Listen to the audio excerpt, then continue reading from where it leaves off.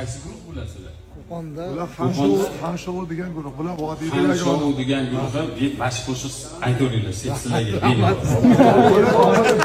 E'tiroz bildirmayman. Bugun birinchi marta shunaqa chalib berishdi. Rahmat. Ommalar buzmay aytasizlar. Hop bo'ladi.